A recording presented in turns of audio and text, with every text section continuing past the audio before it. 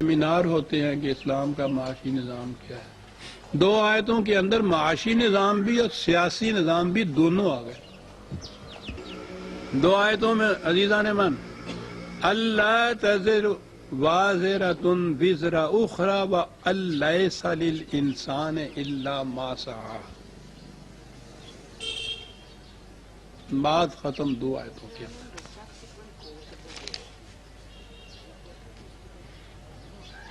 پہلی چیز یوں پہلے لے لیجئے تو دوسری بات سمجھ میں آ جائے گی۔ معاشی نظام کی بنیاد اس پہ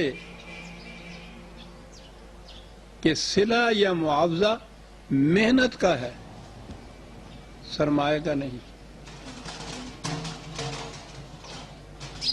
یہ آج کے دور کا بہت بڑا کارنامہ یہ سمجھا جاتا ہے کہ نظام میں سرمایہ داری کے خلاف جو نظام اٹھا، اگرچہ یہ بات کمیونزم کی طرف سے وہ آئی جو کہتے ہیں، ان کے ہاں سے تو یہ بات کہی گئی اور مارکس نے کہا تھا کہ یہ نظام تو یہی ہے جو دنیا میں آخر الامر آئے گا، لیکن میں چونکہ اس کے لیے انسینٹیو یا جذبہ محرکہ نہیں پاتا کہ کس جذبے کے تحت یہ نظام قائم ہوگا، اس لیے میں یہ جرات تو نہیں کرتا کہ اس کو قائم کرنے کے لیے عملی قدم اٹھاؤں، لیکن میں یہ کہہ دیتا ہوں کہ آخر الامر انسانیت کی نجات اسی نظام کے اندر ہوگی جو یہ میں کہوں گا، اور وہ نظام یہ ہے کہ معاوضہ محنت کا ہوگا، سرمایہ کا نہیں۔ یہ کیا بات ہوئی؟ 1000 روپیہ آپ اپنے الماری کے اندر تجوری کے اندر رکھ چھوڑیے، مہینہ دن، 2 مہینے دن، سال، 2 سال، 10 سال، 20 سال، جب بھی اس کو آپ دیکھیں گے 1000 کا 1000 ہی ہوگا، وہاں رکھا ہوا تو کچھ نہیں پڑتا۔ اسی 1000 کو آپ نے کسی دوسرے کو دے دیا قرض، کہیں انویسٹ کر دیا، اور اس کے بعد آپ دیکھا 6 مہینے کے بعد تو اس میں سے 100 روپے کا اضافہ ہوا۔ یہ اضافہ کیسے ہوا؟ وہ 100 روپے، اس 1000 روپے نے بچے تو دیے نہیں، وہ تو آپ نے دیکھ لیا تھا اپنے ہاں رکھ کے کہ وہ 1 پیسہ بھی نہیں اس میں سے بچہ دیتا، وہ تو ویسے کا ویسا ہی ہوتا ہے، چور لے جائیں تو وہ بھی نہیں رہتا، اس میں سے کچھ نہیں بڑھتا۔ یہ 1000 دے کے جو 1000 100 اس کے اوپر وہ لے لیا آپ نے، یہ کیسے بڑھا اس کے اوپر؟ کسی اور نے محنت کی، یہ اس کی محنت کی کمائی سے 100 روپے ہے نا جو آپ کو آ گیا، آپ کا 1000 جو ہے اس نے تو کوئی بچے نہیں دیے، یہ 100 اوپر اس کے آ گیا۔ یہ اسے کہتے ہیں سرمایہ کا صلہ، محنت نہیں، صرف سرمایہ۔ پہلی چیز یہ ہو گئی کہ دولت جمع کرنا جو ہے وہ جائز قرار پا گیا اس وضعی روایت کی روح سے، اور پھر اس کے اوپر آ کے ساری معاشی نظام کی روایات آتی ہیں، پھر انویسٹ کیسے کیا جائے، کس طرح سے، اور پھر آگے چلو تو عجیب قصے آتے ہیں۔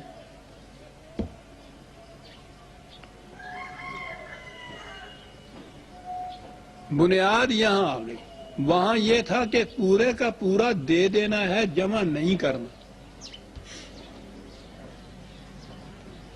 جمع وہ کیا جاتا ہے نا، اسے کہتے ہیں سرپلس منی،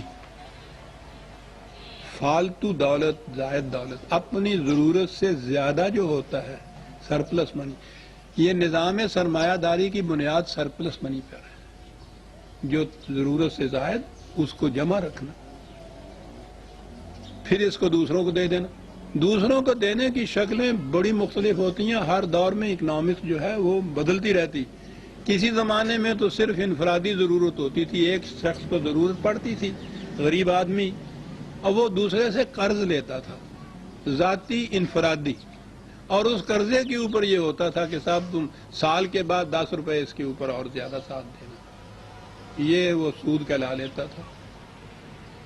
اب اس کے بعد کئی شکلیں بدلی ہیں، اب انویسٹ کیا جاتا ہے، سرمایہ کاری اس کا نام رکھا گیا ہے۔ یوں کسی فرد کو قرض نہیں براہ راست دیا جاتا، وہ کہاں سے آتا ہے جو سال کے بعد اس میں سے آپ کو وہ دے دیتے ہیں 100؟ وہ آپ کا جو 1000 تھا، میں نے ابھی کہا ہے کہ وہ یہاں رکھیے یا بینک میں رکھیے، وہ بچے نہیں دیتا۔ یہ سال کے بعد آپ نے براہ راست کسی سے نہیں لے لیا 100 روپیہ اس کے اوپر، جو ذہن میں آیا کہ صاحب وہ قرض دیا تھا اور ہم نے اس کے اوپر بیاج لے لیا ہے، نہیں، یہاں دے دیا جا کے بینک میں۔ اب آگے جو کچھ وہی قصہ جو آپ کر رہے تھے افراد کے ساتھ کہ دیا اور اس کی محنت میں سے لیا، یہ وہ وہاں کرتے ہیں، ورنہ وہ آپ کو 1000 کے بعد 100 دے کہاں سے دیں گے؟ بینک والے نوٹ تو چھاپتے نہیں، یہ کہاں سے آ گیا؟ آپ نے تو محنت نہیں کی۔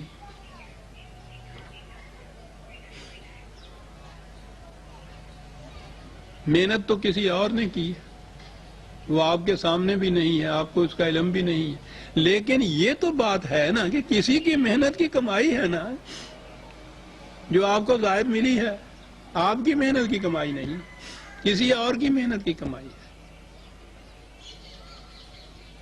اور اس نے جسے ربا کہتے ہیں، اپنے اصل کے اوپر کچھ زیادہ، اس کے لیے پہلے ہی دن اس نے جڑ کاٹ کے رکھ دی کہ لیسا للانسان الا ما سعی، حلال و طیب صرف وہ ہے جو اس کی محنت کی کمائی ہے۔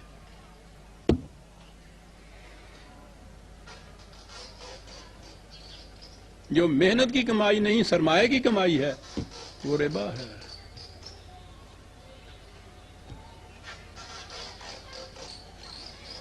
اور اس کی تفصیل قرآن نے تشریح خود کر دی، جب یہ حکم دیا ہے ربا حرام ہے، اور ربا کی حرمت کی کیفیت یہ ہے کہ بڑے بڑے جرائم اور گناہ قرآن میں ان کا ذکر آیا ہے، ان کی سزائیں وغیرہ بھی مقرر ہے۔ ربا کے نظام کے متعلق یہ کہا ہے کہ ان سے کہہ دو کہ اس نظام کو اگر نہیں بدلو گے تو اعلان جنگ ہوگا تمہارے خلاف اسلامی مملکت کی طرف سے۔ یہ اتنا بڑا جرم ہے،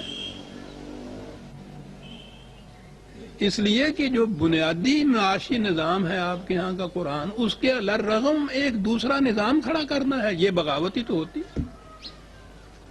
فَأَذِنُوا بِحَرْبٍ مِّنَ اللَّهِ وَرَسُولِهِ، اعلان جنگ۔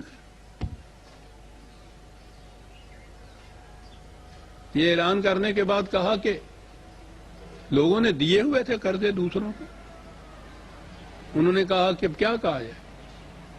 کہا کہ تم صرف اپنے اصل زر کے مالک ہو سکتے ہو، اصل زر واپس لے سکتے ہو، رؤوس من اموالکم، راس المال صرف لے سکتے ہو، اس سے زائد نہیں۔ یعنی جو پہلے دیے ہوئے تھے اس کے متعلق بھی یہ کہہ دیا، آئندہ دینے کا تو سوال ہی نہیں پیدا ہوتا تھا، وہ تو حکم ایسا آ گیا۔ جو پہلے دیے ہوئے تھے کہا کہ ان کے متعلق بھی یہ طے کرو کہ جو واپس ان سے لینا ہے، خواہ تم نے ان سے معاہدہ ہی کیوں نہیں کیا ہوا تھا کہ اتنا زائد وہ دیں گے، لیکن تم نہیں لے سکتے، صرف اصل زر لے سکتے ہو، اس کے اوپر کچھ بھی زیادہ لوگے تو ربا ہو جائے گا۔ ربا کے معنی زیادہ اور بڑھوتری کے ہوتے ہیں۔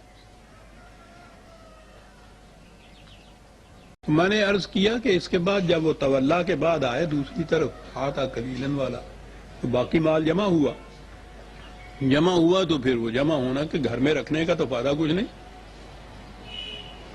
دوسرے کو دینے کا ہے نا۔ اب اس میں سے پہلے ذرا اس کاروبار میں، سودی کاروبار میں، میں وہ کوٹڈ کہوں گا، دیانت تھی تو اس کو سود ہی کہا جاتا تھا۔ اب جب وہ اسلامی ہوا ہے تو اس کو منافع کہنے لگے، نام دوسرا رہ گیا۔ اسماء سمیتموہا، یاد ہے آپ کو؟ یہ اسی میں آیت آئی ہوئی کہ تم نے کچھ نام رکھ لیا اس کا۔ اور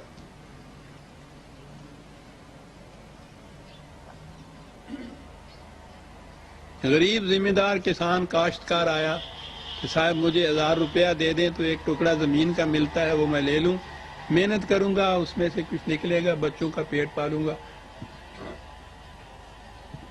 کہا کہ بھائی میں تمہیں دے دوں 1000 روپیہ تو سود لینا تو حرام ہے، اس میں زائد تو کچھ میں لے نہیں سکتا، کیا کیا جائے؟ کہنے لگے تم روپیہ نہیں میں تمہیں دیتا، وہ زمین میں خرید لیتا ہوں، تمہیں دے دیتا ہوں کاشت کرنے کے لیے، تم اس میں کاشت کرو، محنت تم کرو، بٹائی رہی آدھی فصل تمہاری آدھی فصل میری، یعنی اگر اس سے وہ بیاج لیتا تو 5-10 روپے لیتا، وہ حرام تھا، یہ حلال وہ ہے جو آدھی فصل لے گیا۔ اس کا نام مزارعت رکھ دیا فقہ کے اندر، حلال مزارعت حلال۔ اب یہ تو گاؤں کی زندگی تھی، وہاں کاشتکاری کی، شہروں کی زندگی میں کیا کیا؟ کسی نے آگے کہا کہ صاحب میں نے کچھ کاروبار کرنا ہے، پیسہ میرے پاس کچھ ہے نہیں زیادہ، تھوڑے سے پیسے مجھے دے دیجئے، میں لوٹا دوں گا آپ کو، اور پھر اس کے بعد آپ کو ساتھ اس کے 10 روپے دے دوں گا۔ کہنے کا لا حول ولا، تم حرام خور بتا رہے ہو مجھے، سود خود بنا رہے ہو؟ لیکن نہیں، پھر پیسے تو ویسے تو نہیں دیتا کوئی، لگا کوئی بات نہیں، یہ لے جائیے کاروبار کرو، وہ جو منافع اس میں سے ہوگا اس میں میرا حصہ، حلال و طیب، سود نہیں منافع، اس کا نام ہے مزاربت،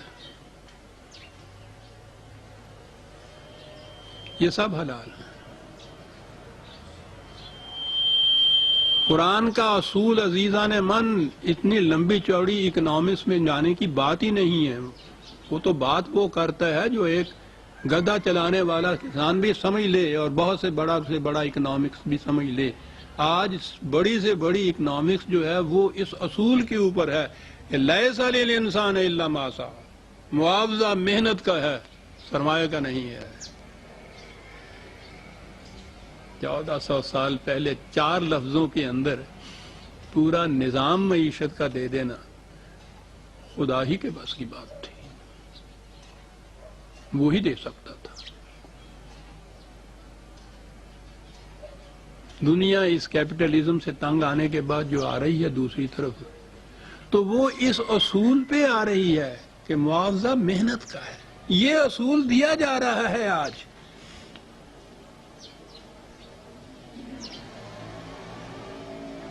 انہیں یہ جذبہ محرکہ جسے کہا تھا نا مارکس نے کہ میرے وہ نہیں مجھے ملتا، یہ نہیں ملتا کہ ایک شخص اتنی محنت کر کے اتنا پیسہ کمائے، دوسرے کو دو اور اس میں سے کچھ آپ نہ لے، وہ کیوں کرے ایسا؟ یہ بات جو تھی نا، یہ کیوں والی بات قرآن نے کہی، یوتی مالہ یتزکا، ایمان ہے نا تمہارا کہ زندگی جسم ہی کی نہیں ہے، زندگی انسانی ذات کی بھی ہے، اور انسانی ذات کا تزکیہ نشو و نما اس سے ہوتی ہے، مال سے جو دیا جاتا ہے، یہ جذبہ محرکہ تھا۔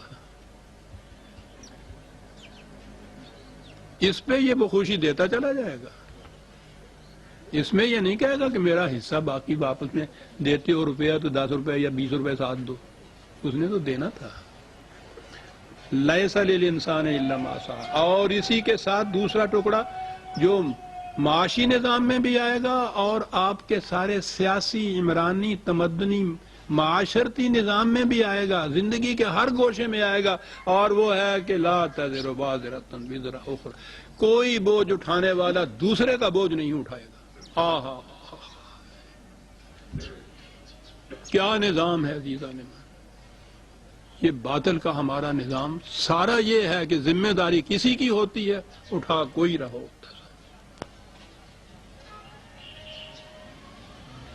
ایسی ایسی ٹیکنیک ایجاد کی جاتی ہیں کہ دوسروں کی ذمہ داری دوسروں کے سر پہ پڑے،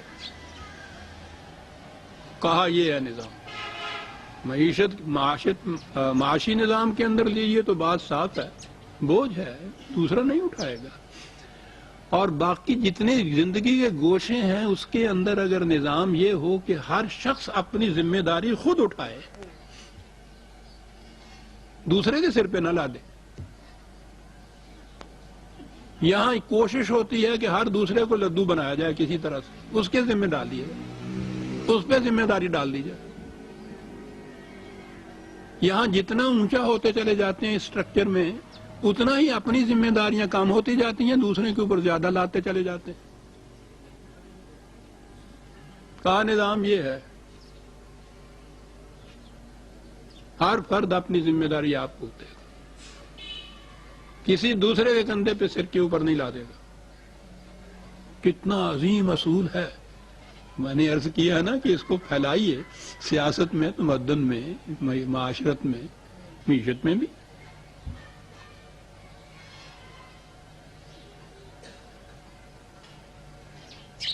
یہ دوسرے کی کمائی کے اوپر اس کا کنبہ ہے جو پل رہا ہے، اس کمائی کے اوپر جو دوسروں کے یہاں سے آتی ہے اس کی ذمہ داری تھی، یہ نبھا رہا ہے نا، صبح سے شام تک محنت کرتا ہے، اپنے بچوں کی ذمہ داری بھی نبھا رہا ہے، اس کے بچوں کی ذمہ داری بھی لیے ہوئے ہے۔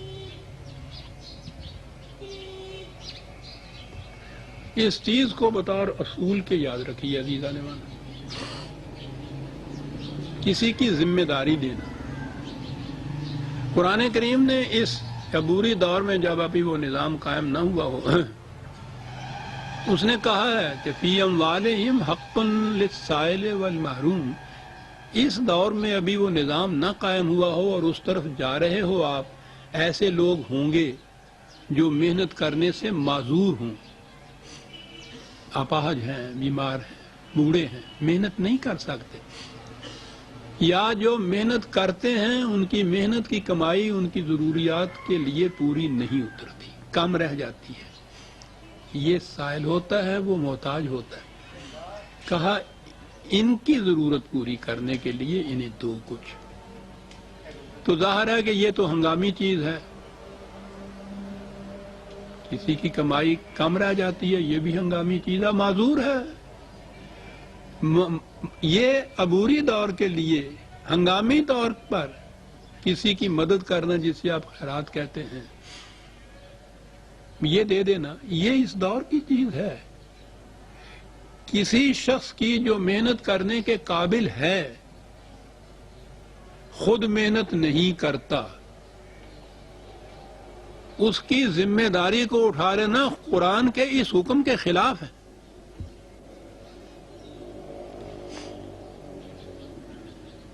یہ جتنے اٹے کٹے گداکار بنے پھرتے ہیں نا، یہ کون تھے؟ جن کی ذمہ داری کسی نے اٹھائی۔ ایک تو یہ ہے نا کہ ایک وقت کے لیے روٹی دی، ذمہ داری۔ تھوڑے سے عرصے کے بعد وہ محنت کرنے کا عادی نہیں رہتا، محنت اس کو ایک مصیبت نظر آتی ہے، پھر کوشش کرتا ہے کہ اس کی جو ذمہ داری کسی نے قبول کی تھی نا، کہ وہ پھر قبول ہوتی رہے۔ وہ پیرے تسمہ پا جسے کہتے ہیں، مونڈوں پہ سوار ہو جاتا ہے اور ٹانگ لڑکتی ہے، اترتا نہیں، آہستہ آہستہ وہ گداگر ہو جاتا ہے۔ وہ خواہ یوں دروازوں پہ جا کے مانگے یا بغیر محنت کیے ہوئے اپنی ذمہ داری دوسرے سے پوری کرائے، گداگری ہے۔ قرآن کہتا ہے کہ غلط، لا تزر وزرۃ اخری، ایسا نہ کرنا کہ جو اپنی ذمہ داری پوری کرنے کے قابل ہے اس کی ذمہ داری تم اٹھا لو۔ بالکل غلط ہے نظام، یہ گداگروں کا نظام بن جائے گا، ان لوگوں کا جو محنت سے جی چراتے ہیں ان کا نظام بن جائے گا۔ یہ نظام نہیں، جو ذمہ داری پوری کرنے کے قابل ہے وہ اپنی ذمہ داری آپ پوری کرے گا۔ وقتی طور پہ کوئی ہنگامی طور پر اس کو اگر احتیاج آ گئی ہے، کوئی حادثہ ہو گیا ہے ایسا، تو اس میں یہ چیز ہے کہ اس کی آپ مدد کر دیں، لیکن یہ ایک پورے نظام کے طور پر یہ معاشرے میں نہیں ہونا چاہیے۔ ذمہ داری کسی کی ہو پوری کوئی کرے، بالکل نہ یہ کرنا۔ گداگروں کا معاشرہ ہو جائے گا، خواہ ان کا نام گداگر یا فقیر ہو یا نہ۔ یہ بڑے بڑے جو دوسروں سے ذمہ داریاں پوری اپنی کراتے ہیں، سب گداگر ہوتے ہیں۔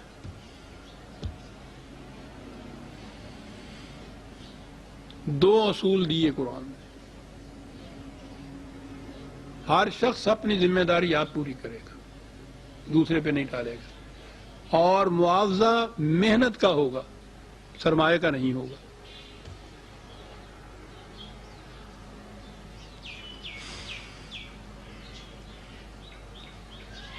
اب آپ یہ حیران ہوں گے کہ یہ آیات موجود تھیں اس دور میں، تولا جب کہا قرآن نے کہ گریز کی راہیں تم نے نکالی، پلٹ گئے یہاں سے،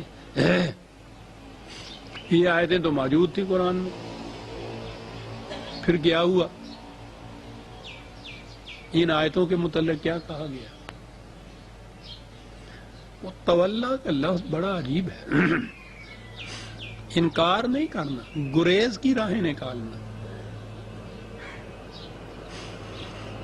ان کے متعلق کہا یہ گیا، اور آپ دیکھیں گے کوئی تفسیریں اٹھا کے ترجمے میں کہا کہ یہ چیزیں قیامت کے متعلق ہیں جو کہی گئی ہیں، یہاں کی زندگی کے متعلق نہیں ہے. قیامت میں کوئی بوجھ اٹھانے والا دوسرے کا بوجھ نہیں اٹھائے گا.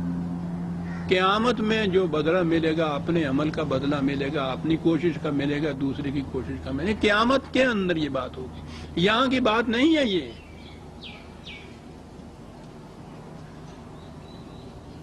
اب یہ اس کی تفسیر کر دی، مسئلہ حل ہو گیا کہ ان آیات کا تعلق یہاں سے ہے، یہاں سے متعلق ہے ہی نہیں، یہ تو وہاں کی بات ہے.